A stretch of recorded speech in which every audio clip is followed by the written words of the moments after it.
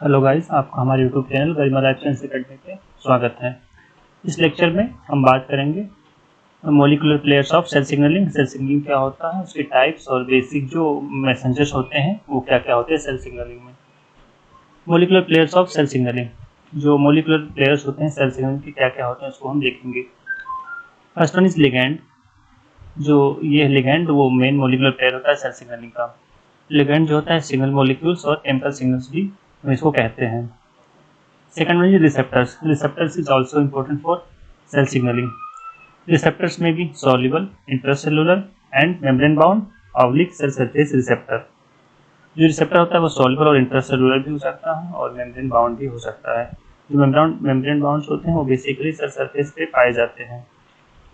Signalling can be seen in many organisms such as animals, plants, bacteria, yeast. जो ये signalling है वो बहुत सारे ऑर्गेनिजम्स में ऑलमोस्ट सभी में पाया जाता है, जैसे animals, plants, bacteria and yeast.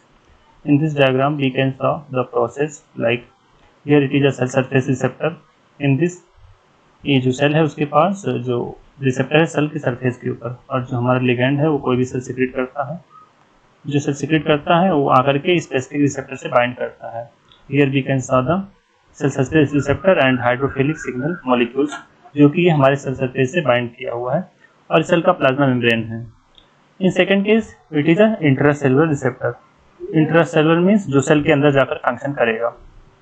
जो इंट्रासेलुलर रिसेप्टर्स में जो वो होते हैं लिगैंड्स होते हैं वो स्मॉल हाइड्रोफिलिक सिग्नल मॉलिक्यूल्स होते हैं, क्योंकि उनको अंदर पास ऑन करना होता है तो वो स्मॉल होते हैं, हाइड्रोफिलिक होते हैं। तो जो इनका रिसेप्टर होता है वो इंट्रासेलुलर मतलब सेल के न्यूक्लियस में या अंदर में पाया जाता है। तो जो ये सिग्नल होता है ये आसानी से पास कर जाता है सेल के अंदर और जाकर के न्यूक्लियस में जो इंट्रासेलुलर रिसेप्टर होता है उससे जाकर के बाइंड करता है। देन हम देखेंगे व्हाट आर सिग्नलिंग रिसेप्टर्स। जो सिग्नलिंग रिसेप्टर्स होते हैं वो क्या होते हैं। Receptors are protein molecules in the target cell. जो रिसेप्टर्स होते हैं वो प्रोटीन मॉलिक्यूल होते हैं टारगेट सेल पे जो पाए जाते हैं। On its surface that bind ligand. जो ये रिसेप्टर्स होते हैं वो सेल के सरफेस पे और इंट्रासेलुलर भी पाए जाते हैं। प्रोटीन मॉलिक्यूल होते हैं जो कि स्पेसिफिक लिगैंड से बाइंड करते हैं। These are specialised membrane bound protein. जो ये होते हैं स्पेशलाइज्ड मेम्ब्रेन बाउंड प्रोटीन भी होते हैं। They receive bind to external stimuli. जो ये रिसेप्टर हैं ये एक्सटर्नल स्टिमुलाई जो लिगैंड होता है उससे बाइंड करते हैं। They effectively serve as signal transducer. जो रिसेप्टर्स होते हैं वो सिग्नल ट्रांसड्यूसर की तरह काम करते हैं। Upon receiving external signal they undergo structural change. जब ये लिगैंड मॉलिक्यूल से बाइंड करते हैं तो रिसेप्टर जो होता है वो स्ट्रक्चरल चेंज, कन्फर्मेशनल चेंज होता है और कन्फर्मेशनल चेंज के बाद ये फर्दर फंक्शन करते हैं। This ultimate trigger various cellular activities. इसके बाद जो भी फंक्शंस होते हैं डिफरेंट सेलुलर एक्टिविटीज वो परफॉर्म किए जाते हैं। इस पिक्चर में हम देख सकते हैं कि कोई भी जो सेल है सेंटर सेल वो लिगैंड को सिक्रेट करता है और ये रिसेप्टर है जो हमारा सेल सरफेस टारगेट सेल है उसके ऊपर रिसेप्टर पाया जाता है। तो लिगैंड इस रिसेप्टर से बाइंड करता है और इसका इंटरनलाइजेशन होता है, फर्दर फॉस्फोराइलेशन और क्लीवेज और enzymatic activity through further signal transduce होता है। Chemical messengers relay the signal. जो केमिकल मैसेंजर्स होते हैं वो सिग्नल को रिले करते हैं, पास ऑन करते हैं। फर्दर इसका लास्ट में रिस्पॉन्स देखा जाता है। जो भी रिस्पॉन्स लिगैंड मॉलिक्यूल हमारा लाया होता है वो रिस्पॉन्स किया जाता है, like cell differentiation, cell apoptosis, cell proliferation और growth activities. Common messengers for cell receptors. इसमें हम देखेंगे कि जो कौन कौन से कॉमन मैसेंजर्स होते हैं कि सेल सरफेस रिसेप्टर के लिए या सेल रिसेप्टर के लिए। First one is gases. जो गैसेस हैं वो ये भी मैसेंजर की तरह काम करते हैं। गैसेस में NO और H2S, हाइड्रोजन सल्फाइड और नाइट्रिक ऑक्साइड जो गैस है ये भी सेल रिसेप्टर की तरह काम को जो कॉमन मैसेंजर की तरह काम करता है। Second one is small inorganic ions. जो स्मॉल इनऑर्गेनिक आयंस होते हैं जैसे कैल्शियम आयन, फास्फो एनस्टोल्ड, PIP2, डैग, ये सब भी जो होते हैं ये भी कॉमन मैसेंजर की तरह काम करते हैं सेल सरफेस रिसेप्टर के लिए। Next is protein and peptides. Protein and peptides जो है वो भी मतलब लाइक हार्मोन्स, ग्रोथ फैक्टर्स, वो भी जो है वो कॉमन मैसेंजर की तरह काम करते हैं। Fourth one is steroids, fifth amino acid and their derivatives. In this case it is a glutamate, gamma amino butyric acid, glycine इसके अंदर आते हैं। Six one is retinoids. जो रेटिनॉइड्स होते हैं और ये भी कॉमन मैसेंजर की तरह काम करते हैं। 7th is derivatives of fatty acid, जो फैटी एसिड के डेरिवेटिव होते हैं वो भी कॉमन सिग्नल और लिगैंड मॉलिक्यूल की तरह काम करते हैं। And 8th one is nucleotides, in this case ATP, ADP, AMP, ये जो है ये कॉमन मैसेंजर की तरह काम करते हैं। लास्ट में जो ये physical stimuli like heat, cold, touch, smell, light, और ये भी जो है वो हमारे स्टिमुलस और लिगैंड की तरह काम करते हैं। Most of the drug molecule, if any of the above most actually do physically bind to a receptor, it is called a ligand. जो भी ड्रग मॉलिक्यूल्स होते हैं अगर वो हमारे सेल सरफेस रिसेप्टर से या इंटरनल रिसेप्टर से बाइंड करते हैं तो उसको भी हम कॉमन मैसेंजर की तरह काम करते हैं। तो हमने इसमें क्या देखा, gases, small inorganic ions, proteins and peptides, steroids, derivatives of fatty acid, nucleotides, ये सारे जो हैं ये हमारे लिगैंड या कॉमन मैसेंजर की तरह काम करते हैं जो कि सेल सरफेस रिसेप्टर से बाइंड करते हैं, आइदर वो सेल सरफेस और इंट्रासेल्यूलर।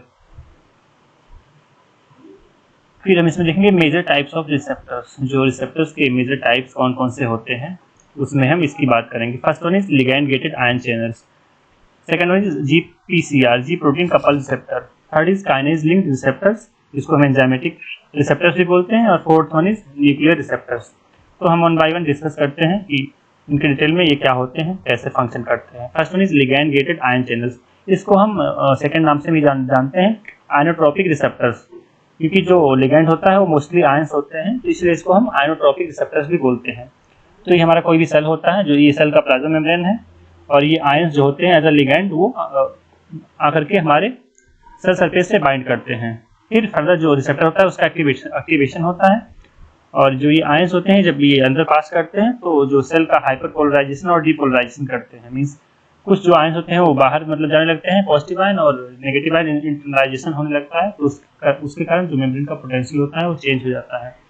और फर्दर सेल के जो अफेक्ट्स होते हैं, सेलुलर एक्टिविटी जिसको ये अफेक्ट करते हैं, कि लाइक ग्रोथ और डिवीजन और एपोप्टोसिस जो भी होता है उसको करते हैं। जो ये काम करते हैं इनका जो टाइम स्केल है वो मिली सेकेंड्स में ये काम करते हैं, मिली सेकेंड्स में। जो इसके एग्जांपल्स हैं निकोटिनिक एसिटिलकोलिन रिसेप्टर्स, इसके कॉमन एग्जांपल्स हैं। सेकंड वन इज GPCR, इसको हम बोलते हैं सर्पेंटाइन रिसेप्टर या मेटाबोट्रोपिक रिसेप्टर। इसमें क्या होता है, ये 7 बार मेम्ब्रेन को पास करता है, मतलब 7 बार, तो इसको बोलते हैं सर्पेंटाइन रिसेप्टर। तो इसमें भी जो है वो कोई भी लिगैंड मॉलिक्यूल्स जो आयन है वो सेल सरफेस से मतलब आकर के बाइंड करता है, जी प्रोटीन को एक्टिवेट करता है, और जी प्रोटीन फर्दर एक्टिवेट होने के बाद उसका जो है वो फर्दर सेकेंडरी मैसेंजर्स को एक्टिवेट करता है इधर और इधर।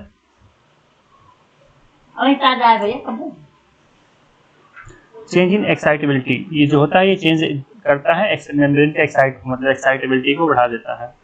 फर्दर जो ये होते हैं ये कैल्शियम आयन को भी रिलीज करते हैं, प्रोटीन को फास्फोराइलेशन करते हैं, अदर एक्टिविटीज में भी इन्वॉल्व होते हैं। और ये जो सारे जो कैल्शियम आयंस हैं, प्रोटीन का फास्फोराइलेशन है, और सारे जो मॉलिक्यूल्स हैं ये फर्दर सेलुलर इफेक्ट को चेंज कर सकते हैं। And third one is kinase linked receptor, जो थर्ड है वो काइनेज लिंक्ड रिसेप्टर, जो भी होता है ये हमारे मेम्ब्रेन से आकर के बाइंड करेगा लिगैंड मॉलिक्यूल काइनेज। फर्दर क्या होता है इसमें, हम जो मेन इंपॉर्टेंट चीज है कि प्रोटीन का फास्फोराइलेशन होता है।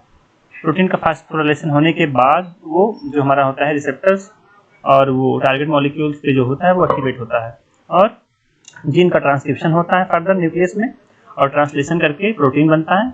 और जो प्रोटीन होता है वो आइदर स्ट्रक्चरल और फंक्शनल एक्टिविटी को परफॉर्म करता है। कुछ प्रोटीन्स जो होते हैं वो सेलुलर इफेक्ट भी शो करते हैं।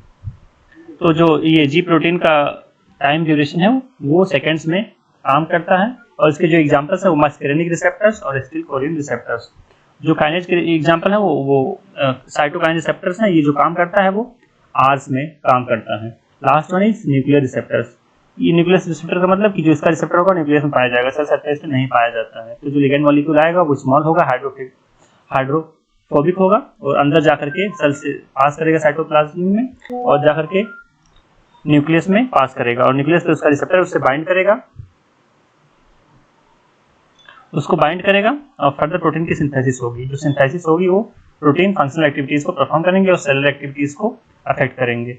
इसका जो टाइम ड्यूरेशन है, इसका भी जो टाइम ड्यूरेशन है वो आवर्स में और मतलब देखा गया है। इसके जो एग्जांपल है वो एस्ट्रोजन रिसेप्टर्स होते हैं।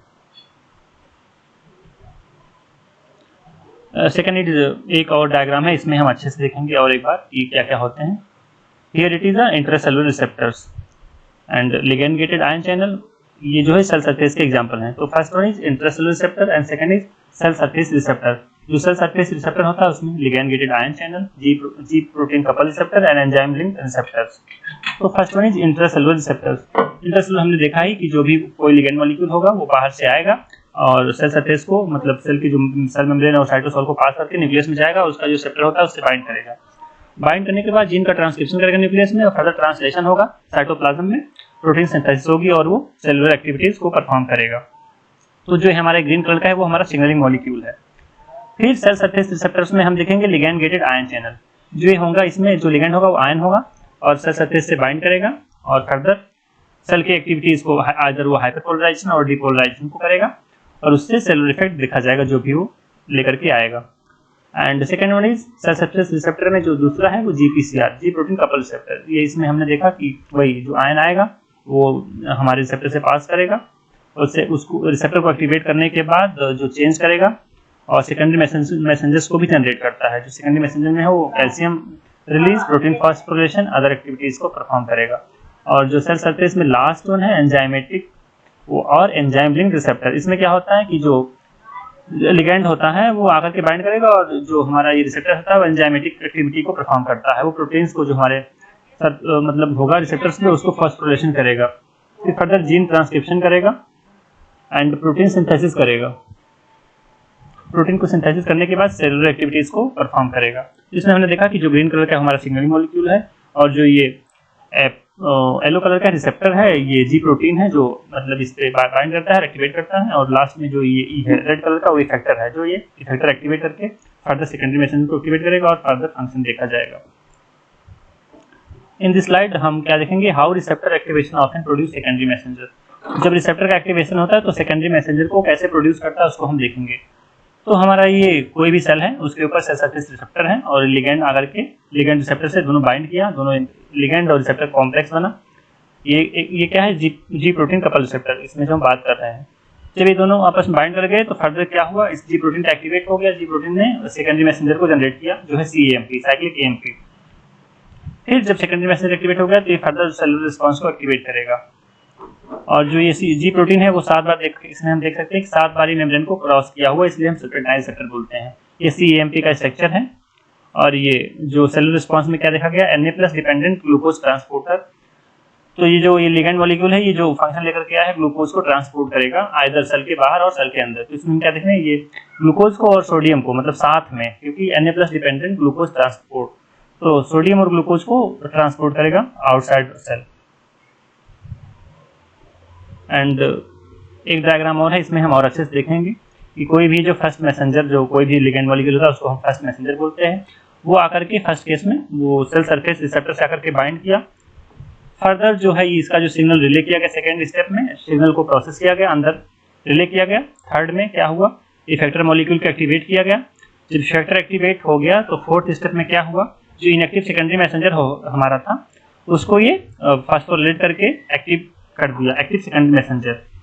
जब ये एक्टिव हो गया सेकेंडरी मैसेंजर तो इसके जो फंक्शन है वो परफॉर्म किया, लाइक सेलुलर रिस्पॉन्सेस, मेटाबॉलिक और स्ट्रक्चरल चेंज, ये फर्दर रिस्पॉन्स किया। तो ये हमारा बाहर का जो बाहर का था ये एक्स्ट्रासेलुलर फ्लूइड था, ये जो अंदर ही साइटोप्लाज्म है अंदर ही फंक्शन देखा गया। इस डायग्राम में हम क्या देखेंगे, फर्स्ट जो मैसेंजर है वो बाइंड किया सेल सरफेस रिसेप्टर से। ये फर्स्ट मैसेंजर क्या हो सकता है, लाइट, स्टार्वेशन, टेम्परेचर, सैलिनिटी। फिर ये सेकेंडरी मैसेंजर्स को इफेक्टर मॉलिक्यूल का एक्टिवेट किया। सेकेंडरी मैसेंजर में क्या क्या है, calcium, CAMP, डैग, CGMP and NO, nitric oxide जो है वो सेकेंडरी मैसेंजर के कुछ एग्जांपल हैं। फिर ये सेकेंडरी मैसेंजर इफेक्टर को एक्टिवेट किया। जो इफेक्टर्स के एग्जांपल है वो DNA, RNA, प्रोटीन कॉम्प्लेक्स हैं। इफेक्टर्स में क्या होगा, DNA होगा, उसका रेप्लिकेशन होगा, ट्रांसक्रिप्शन होगा, RNA बनेगा, फर्दर ट्रांसलेशन से प्रोटीन कॉम्प्लेक्स बनेंगे और प्रोटीन कॉम्प्लेक्स जो है वो फर्दर फंक्शन करेंगे। लास्ट में आउटपुट देखा जाएगा कि जो भी ये हमारा लिगैंड मॉलिक्यूल है जो भी आउटपुट लेकर के आया है, either cell motility, aggregation, heterosis, TBS degradation, photosystem second two repair और ट्रांसलेशन इनिशिएटर, जो भी फंक्शन लेकर के आएगा उसको लास्ट में देखा जाएगा। तो हमने क्या क्या देखा इस लेक्चर में, कि हमने देखा कि what is cell surface receptor क्या होते हैं, उसके कुछ टाइप्स हमने देखा और जो सेकेंडरी मैसेंजर्स के हमने कुछ एग्जांपल्स देखे और कैसे जो प्राइमरी जो मैसेंजर होता है सेकेंडरी मैसेंजर को कैसे एक्टिवेट करता है और कैसे फर्दर रिस्पॉन्स देखा जाता है। If you like my video please share and subscribe my YouTube channel Garima life science academy. Thank you.